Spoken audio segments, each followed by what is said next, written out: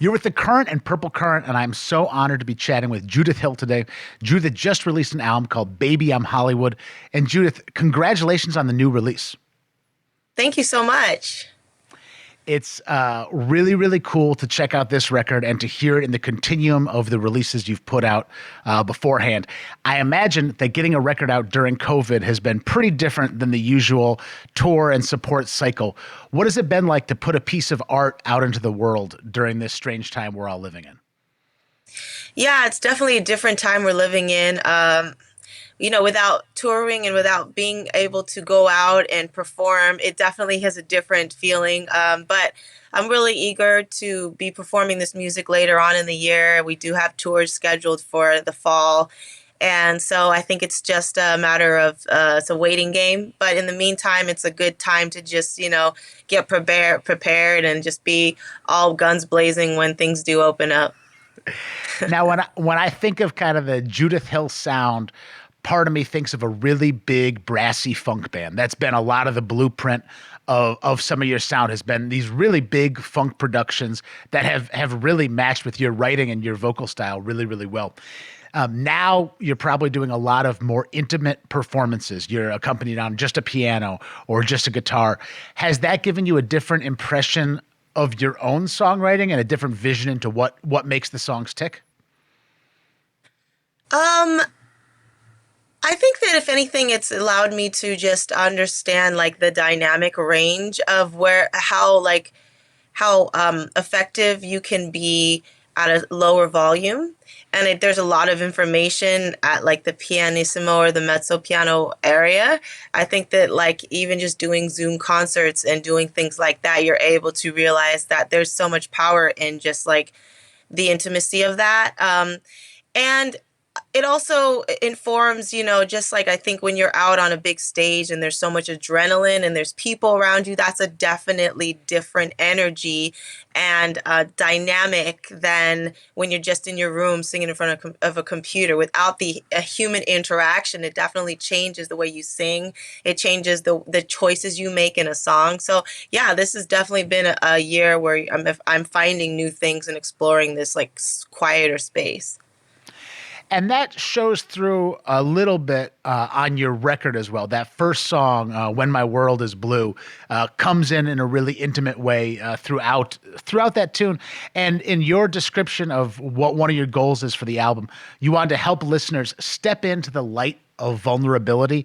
I hear that throughout the record, and I really connect with it in particular on that song, "When My World Is Blue." And I was curious, after you write a tune like "When My World Is Blue," and maybe that's a song that you want to maintain the vulnerability of, how do you make sure that that stays through the whole production process and not let it get overblown with a lot of other instrumentation or other production? How do you keep the sound vulnerable? I think the vulnerability comes in allowing the voice to be naked and allow for the lyric to be naked. But I think that vulnerability is not just when you think of the word vulnerability, I kind of think the first thing that comes to my mind is kind of like this soft quietness. But there's vulnerability in also saying something that speaks to your shame or to like your anger or your rage. There's other things that like just being honest about how you feel can be very like vulnerable and courageous and bold at the same time. So I just think that like anytime you allow your emotion to kind of crack through and you show like the true self, whether that is, just your naked self, whether it is like you're very, anxious and depressed or whatever it is, I think that that's like the key to vulnerability. So yeah, it could be very tender and gentle. When My World Is View is definitely a song where it's about like I'm afraid of people seeing me depressed. That's really a song. It's like I don't want people to see that. I want them to see the version of me that looks like it's all going well. And so like that song definitely lends to that kind of emotion. That is, you made a really corrective point because I think a lot of times, especially people writing about music, if the record's quiet and there's just like brushes and a keyboard, you go, oh, it's vulnerable. And it's this shorthand for Yeah, going, okay. But you're right. Like a lot of this record is big and funky and sexy and brave, but it's vulnerable in a different way. And I really thank you. Like that's sort of clarifying a little bit. And I think if somebody hears the title "Baby, I'm Hollywood," they might not initially go, "Oh, this will be a record that shows vulnerability." Because yeah, as an outsider of Hollywood, I think of this as a place where you got to have thick skin all the time, and you got to. exactly. So That was the how? point.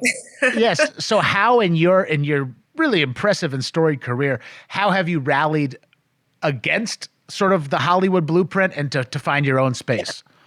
Well, that was like what wanted the irony of that statement to be is like Hollywood represents the opposite of vulnerability. It truly represents like the facade or the mask that we put on. And so, what I really wanted to do is kind of redefine that word and redefine what it means to be an entertainer and wear like makeup and clothes and go out there and the world just kind of see that version of you. And it's like you're like the Wizard of Oz where you're like opening the curtain and saying, well, guys, like there's the smoke and mirrors, but this is actually me. This is actually what's going on. And so, I was born in North Hollywood and I definitely wanted to kind of it wanted to be a celebratory statement, so not something that was like something I was wanted to apologize for, but it was like a declarative statement, like, no, this is me, this is my life, and it's not all pretty. Like Hollywood is not all pretty. It's a pretty much, it's a graveyard of dreams. It's a real kind of a disaster in many ways, but it's also a place where the show must go on, and there's the beauty in that moment when you do step on that stage and the art kind of speaks to all of the screwed up things in a very artistic way. So it's an interesting word to me.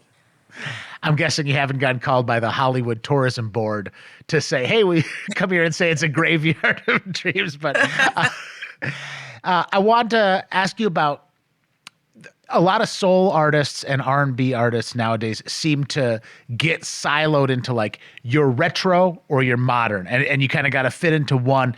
And one of my favorite moments on the whole record is probably about a minute and a half into Burn It All.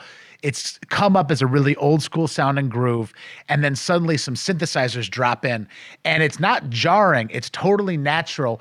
But if you were actually like before that moment, you might go, this could have been made in 1975, and then suddenly you go, well, that keyboard wasn't made in 1975. Okay, cool. This is a different thing.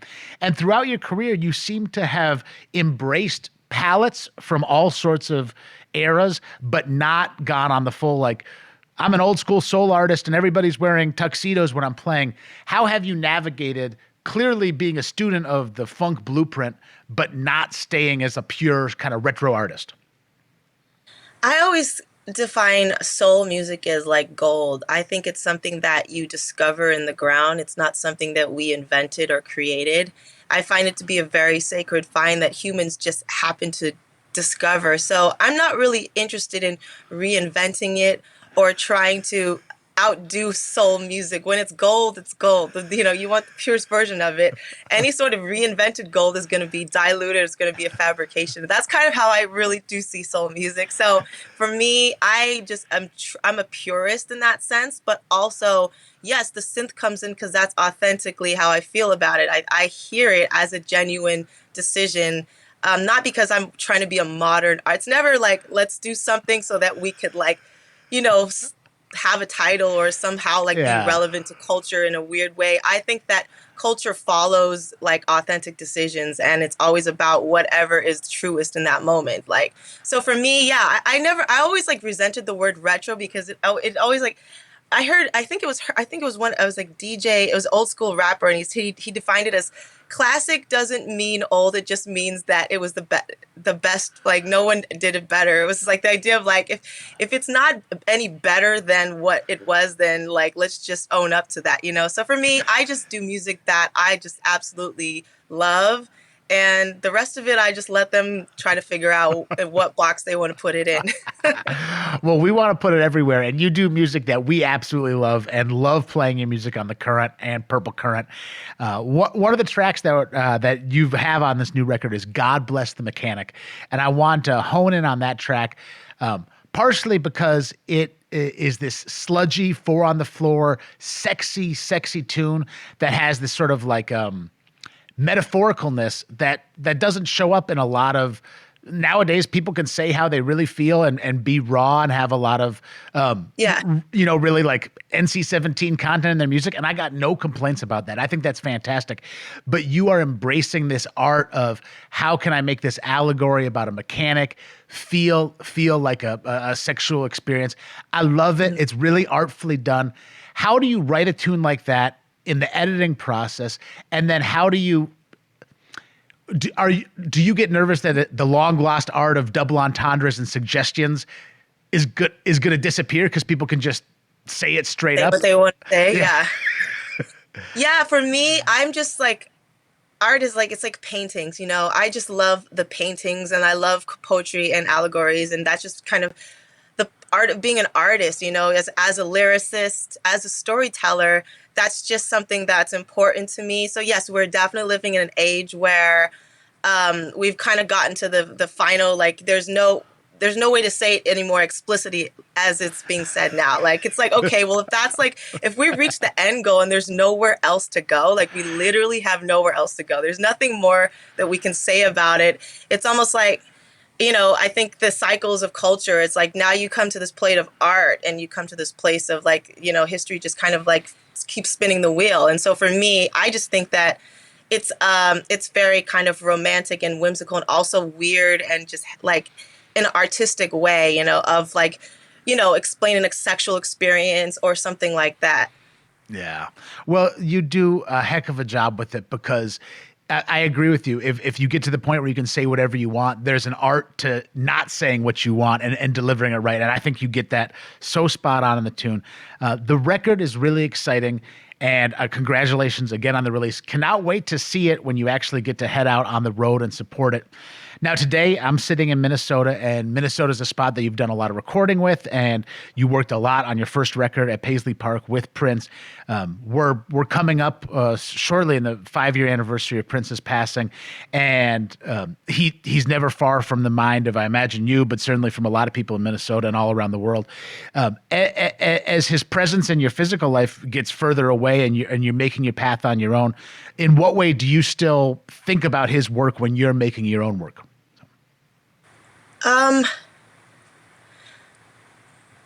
I don't think I ever think about his work when I'm making my own work. He kind of left a crater in my heart, like an epic hole. And it's like, now he's just almost like in my bloodstream. So it's just part of my world in a very almost subconscious way. And I think a lot of people, when they hear my music, they're like, oh, it sounds like Prince. And I don't, it's funny hearing that because I'm like, wow, I guess it does. Like, it's almost like it's just a part of me in a way. And I do definitely refer back to him for stuff, but it's hard for me to listen to his music. It's a little too intense and hard to listen to it. But I think that the way he thought as a producer and the choices he made, I definitely feel like I picked up a lot of, and I learned a lot from him just from my experience working with him. So yeah, it's definitely a deep influence. It's past the influence stage where you're like, now that's just, it's past, oh yeah, like, it's gotten way more, it's like something way out there, I don't know. Yeah, if you say like, oh yeah, it's like he's in my bloodstream. I guess he's an influence. I get what you're saying. If it's something you're so connected to, I understand where it might be at a different level. Bass player question. I play bass. The bass playing on a couple of the tunes on this record is just so filthy tasty. Burn It All has all these like really amazing fills, and God Bless the Mechanic the same way. Are you playing it? Who else is playing it? And then how do you make room for having great instrumentalists on your work to still let the song win, but have that other stuff shine as well? Yeah, so my dad's playing bass on these songs. Oh, okay. But your Yeah, dad is I know yeah, your dad was in a killer. funk band. That is some Yeah, filthy good yeah, bass playing. yeah. He's in Billy Preston's band, and he plays in my band. So it is Yeah. a bit of a family affair. My mom plays in keys, and my dad plays the bass. And yeah, he's killing it on it. And it definitely was a live tracked record. So we went in the studio and kind of tracked it as a band, and then fixed some overdubs afterwards. But yeah, that's my dad on bass. Now hold on. Do you ever get to sass your dad and be like, "Lay back, like that's a Yeah. little too much"? Okay, how does that go when the man is when he's your father? I know you're a grown woman, but like, how do you navigate being the band leader when the band has people who were formerly, big authority figures, I Yeah. presume, in your life? Yeah, no, it works out. Like we kind of have this interesting dynamic, and he just like I have no problem telling him like, no, Dad, it goes like this. Like I have no problem like saying that, and he just kind of falls into it and figures it out. It's real chill. And will they hit the road with you as well? Yeah, they're set. Oh, We're set to tour in the fall. So if all goes well with COVID, that's the plan. wow, that is. I just cannot imagine going on the road with my dad. But also my dad can't play bass like your dad can, so I guess I don't have much reason to call my dad up. Judith Hill, this record is really, really cool and can't wait. It's a record that demands to be heard live. I think it's going to be really cool to hear you supporting Baby I'm Hollywood. But thank you for making some opportunity for us to still enjoy the music and enjoy your story before you can get out on the road. And we'll jump into a couple of these performances that you've shared with us from your studio. I hope you have a spectacular rest of your day, Judith. And thanks again for taking some time with the Current and Purple Current today. Thank you. Thanks for having me.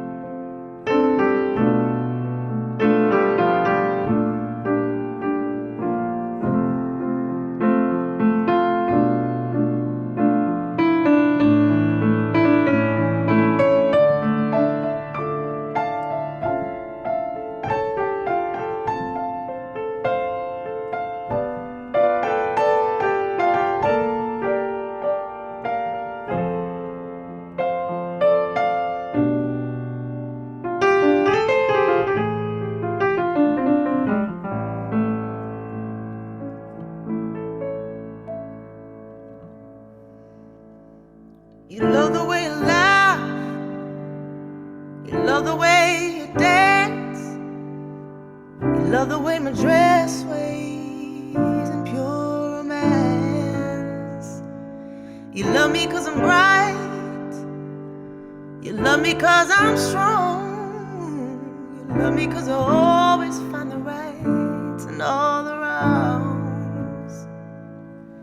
Please open your eyes, look into my heart and see the trouble. Well, is it way too hard? Maybe you were too afraid to see me without all the shiny lights. Will you still be kind? Will you still be true? Will you still be loving me when my world is blue?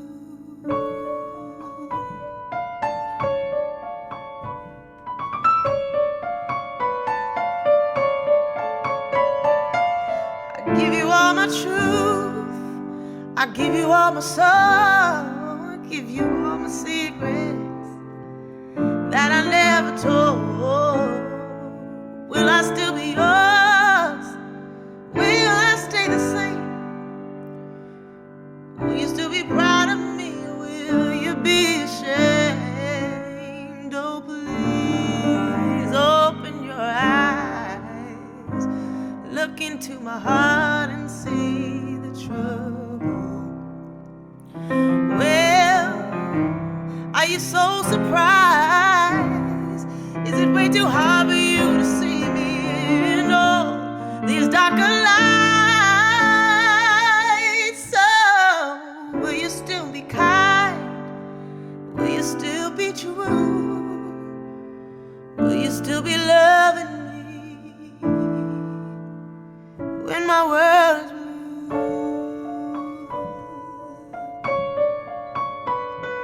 'Cause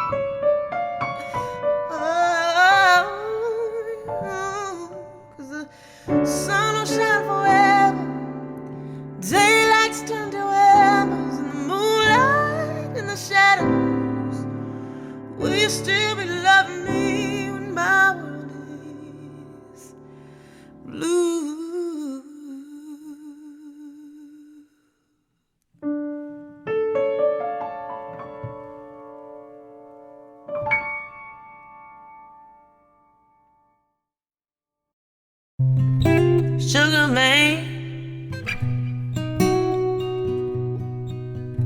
looks like your sweet love is running on dry. I say, sugar man, I think your sweet love is running all bitter and dry. Yesterday I found out what's been going on. When I got to talking to Lisa, no girl, better come on over, pick up your stuff. I don't play that. Ooh, doggy dog, dog, dog. Looks like the cat got your tongue.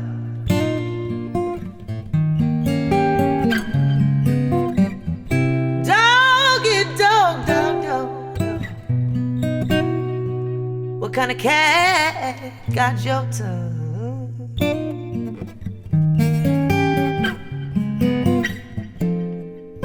Got nothing to tell me, but the word is all in town.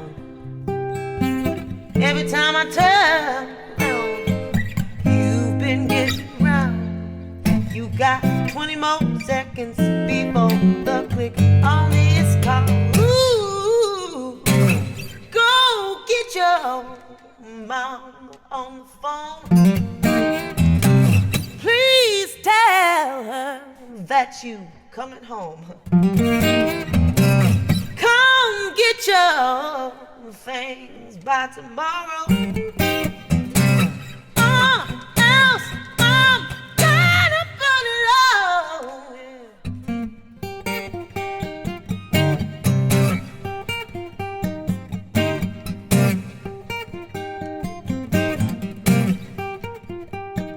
You don't know what you got. Hell of a woman, like it or not. You picked the wrong one, must be crazy. You wanna rob me, take my heart from me. This is the price that you pay. How you gonna do this to me, baby? Yeah, yeah, yeah. Oh, yeah. Go, baby, go, baby, go, baby, go. Go, baby, go, baby, go, baby, go. Go, baby, go, baby, go, baby, go. Pick up your things in the morning and I'll make you burn, burn, burn. Woo-hoo, I'll make you burn, burn, burn. Woo!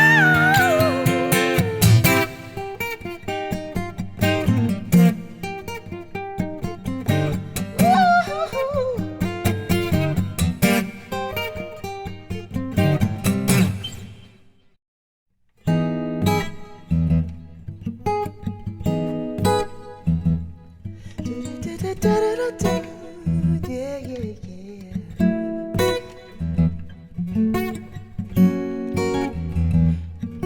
Oh, yeah, yeah, yeah.